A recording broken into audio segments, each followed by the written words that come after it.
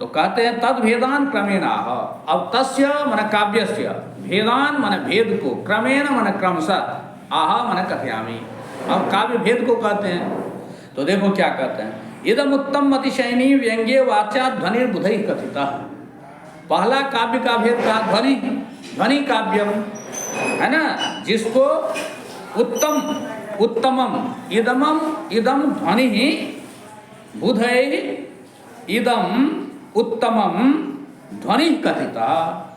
यानी बुधै माने विद्वत भी, यहाँ पर मैं बुधै वैयाकरण कहते हैं जो वाच्याद अतिशायनी व्यंग्य, वाच्याद माने वाच्यार्थ, जहाँ पर मैं वाच्यार्थ से मुख्यार्थ से, अतिशयनी अतिशयनी माने अधिक चमत्कारिणी, व्यंग्य माने व्यंग्यार्थे सति, यत्र माने यस्मिन् स्थले, जिस स्थल पर, वाच्यात् माने वाच्यार्थात मुख्यार्थात अविधेयार्थात, माने अविधेय अर्थ जो है, मुख्यार्थ जो है, वाच्यार्थ जो है, उससे व्यंग्यार्थे अधिक अतिशयनी, अतिशयनी माने अधिक चमत्कारिणी, जहाँ पर व्यंग्यार्थ अधिक चमत्कारी हो तो इदम उत्तमम, तो इसको उत्तम काव्य कहते हैं। अब बुधै ध्वनि कथिता, और उसी को बुधै, बुध लोग जो है ध्वनि का कहा, उसी को ध्वनि कहा, है ना। तो बुधै कहा इदम इति काव्यम, यहाँ व्याख्या करते हैं इदम शब्द जो है कारिका में, इदम उत्तम अतिशयनी व्यंग्य वाच्या ध्वनिर्बुधै कथिता, यह है ना। तो यहाँ अत्र इदम इति काव्यम, इदम पद से हम काव्य लेंगे, और बुधै माने यहाँ का बुधै माने वैयाकरण, अत्र बुधा के न साहित्यिका न नैयायिका न वैदिका अभी तो वैयाकरण, ठीक है। तो बुधैर वैयाकरण, किसके द्वारा ध्वनि कहा गया, तो वैयाकरण के द्वारा, है ना। तो वो प्रधानभूत स्फोट रूप व्यंग्य व्यंजकस्य शब्दस्य ध्वनि रीति व्यवहार कृता, कहते हैं ध्वनि का व्यवहार वैयाकरण लोग करते हैं, वैयाकरण लोग ही व्यवहार किए हैं ध्वनि शब्द का, उस ध्वनि को हम वहीं से ले आए हैं, हमारा इसमें नूतन नहीं है। इसलिए कहते हैं जिसको वैयाकरण लोग ध्वनि कहते हैं उसी को तो हम उत्तम काव्य कहते हैं। तो ये कहा बुधै माने वैयाकरण, वैयाकरण लोग जो है प्रधानभूत स्फोट रूप, प्रधानभूत जो स्फोट है, स्फोट वर्णन काव्य में, अति में, साहित्य व्याकरण में है, तो प्रधानभूत स्फोट रूप व्यंग्य व्यंजकस्य शब्दस्य, प्रधानभूत स्फोट रूप जो व्यंग्य है अर्थ है, उसको व्यंजक शब्द से, उसका जो व्यंजक शब्द है उस शब्द को ध्वनि रीति व्यवहार करता, उसको ध्वनि का व्यवहार किया वैयाकरण।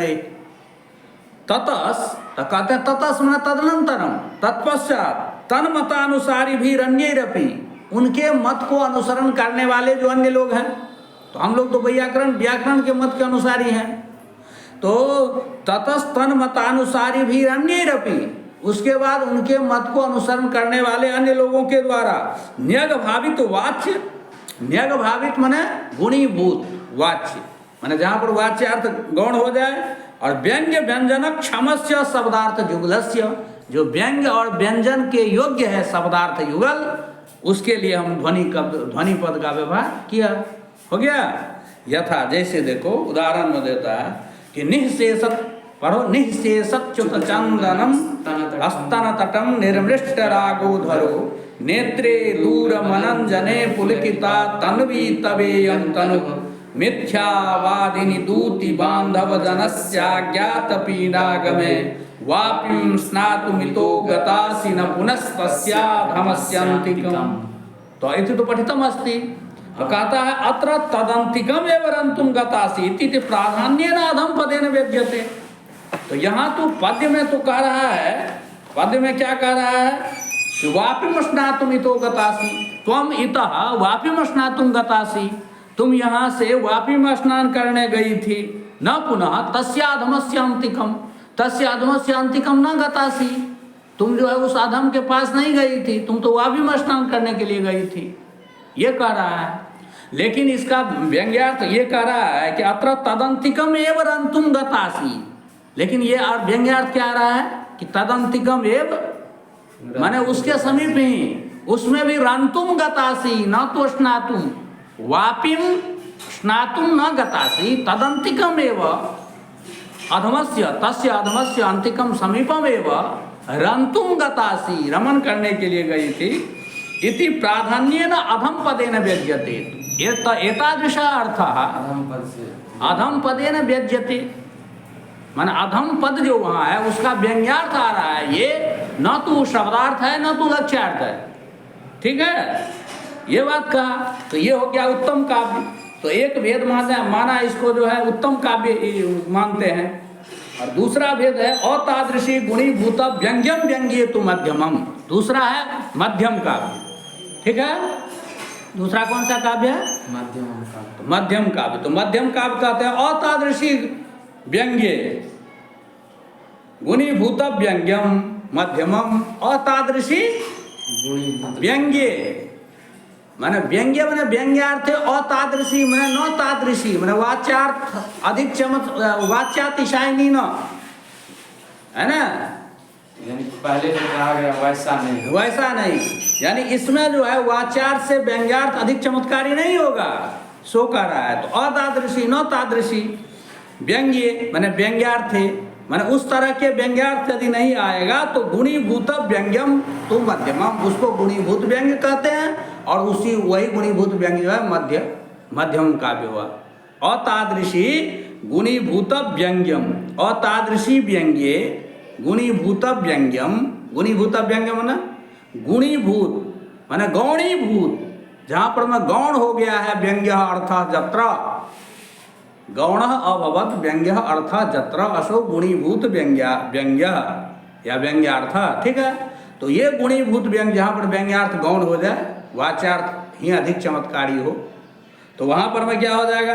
तो वो हो जाएगा मध्यम काव्य। उसी को गुणीभूत व्यंग्य नामों के मध्यम काव्य होता है। तो उसका अतादृशी का अर्थ क्या? वाच्यादनतिशायिनी। वाच्यादतिशायिनी था उत्तम काव्य में, यहाँ पर वाच्यादनतिशायिनी, न अतिशायिनी अनतिशायिनी, यानी वाच्यार्थात अधिक चमत्कारिणी न, मान वाच्यार्थ से अधिक चमत्कार करने वाला व्यंग्यार्थ नहीं होता है। तो यथा जैसे ग्राम तरुणम तरुण्या नवमंजुल मंजरी सनाथकरम पश्यंत्या भवति मुहुर नितराम मलिना मुखच्छाया। तो कहते हैं कि ग्राम तरुणम तरुण्या ग्राम तरुणम पश्यंत्या तरुण्या, ग्राम तरुण जो था मैंने जिसको संकेत दिया था, उस नायक को देखती हुई जो तरुणी थी, उस जो है उसकी तरुणी की नव बंजुल मंजी सनाथ करम, नव बंजुल मंजरी, बंजुल का मंजरी जो है हाथ में रखी हुई थी, उससे सनाथ हाथ वाली, नितराम मुखच्छा मलिना मुखत नितराम मलिना मुखच्छाया। ठीक है, उसका मुंह का छाया जो है अत्यंत मलिन था।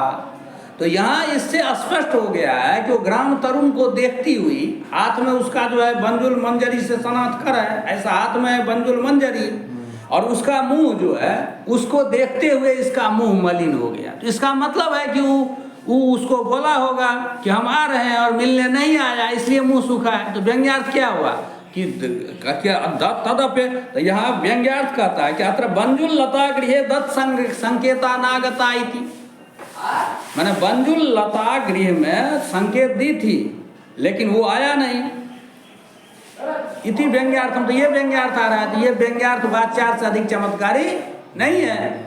तो इसलिए तदपेक्षा वाच्य से भी चमत्कारित्वात्, इसके अपेक्षा यहाँ वाच्यार्थ जो है वही चमत्कारी है, इसलिए यहाँ गुणीभूत व्यंग्य का मध्यम काव्य हो गया। ठीक है, और तीसरा ये तीन ही काव्य मानता है। क्या काव्य मानता है? ये तीन काव्य। तो ये तीसरा ये कहता है कि शब्द चित्रम वाच्य चित्रम अव्यंग्यम तु अवरम स्मृतम। तो उत्तमम मध्यमम अधमम, अधमम को ही अवरम कहा। क्या कहा? अवरम, न वरम अवरम, न वरम अवरम, अवरम माने अधमम। तो तृतीयम भेदम अवरम इति उक्तवान, ज्ञातवान।